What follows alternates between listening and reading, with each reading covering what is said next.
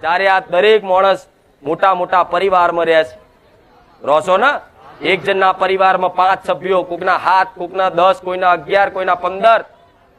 પણ જાતે તમારી આત્માને પૂછો, તમે જાતે મનથી પૂછો ને તો તમને એવું લાગશે કે હું એકલી જ છું, મારું કોઈ નહીં.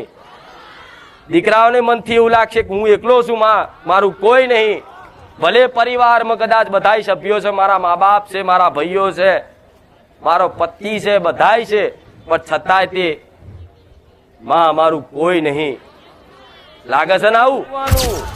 મેણા માર્યા વગર એને કગરી અને પ્રાર્થના કરજો પ્રેમપૂર્વક, તું મારી માં છું, માં તારે કરવું પડે, તારું કર્તવ્ય છે. કદાચ મેણું માર્યા વગર પ્રેમના શબ્દો કદાચ બોલજો, ગમે તેવું કામ ના થતું હોય ને તમારી માં કૂદકો મારીને કરી આલે. હું એલડી આવું કહું,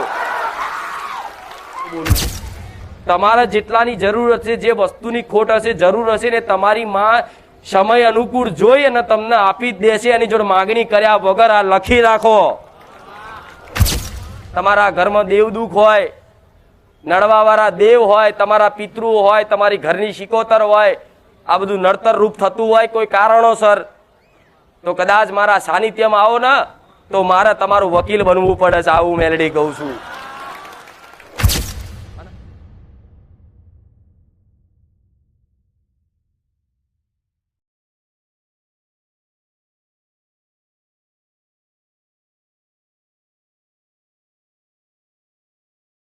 તો ડગલે ને પગલે આગળ કરીને જાવ છો તો આગળ રહું છું મેલડી.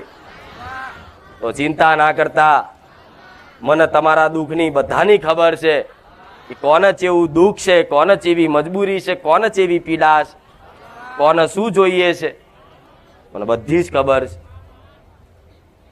મને કઈ ચિઠ્ઠીઓ લખવાની જરૂર ન પડે, અહીં કહેવાની જરૂર ના પડે. માતાજી કહે છે કે અંતર્યામી કહેવાય. ખાલી ઘેર બેઠા ખાલી સ્મરણ કરો ને કે હે મારી ગુખાર મેલડી, તો તાત્કાલિક તમારી અરજી વાપરી લઉં છું મેલડી. આ માનતાજી હજારો લોકો માનતાઓની મોટી મોટી લાઈનો થાય છે, જેના કામ થયા હોય એવા કામ થયા હોય એને ખાલી પૂછી લેજો તમે કઈ જગ્યાએ બેહીને તમે ખુખાર મેલડીને યાદ કરી હતી. તો કોઈ કહે છે કે હું બોમ્બે હતો ને યાદ કરી, કોઈ કે હું ઉજ્જૈન હતો ને યાદ કરી, કોઈ કે હું અમેરિકા બેઠા બેઠા યાદ કરી.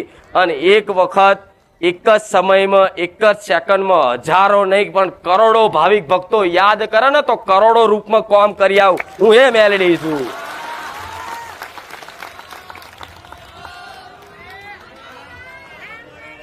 આટલા લાખો ભક્તો કદાચ એક હંગાત પ્રાર્થના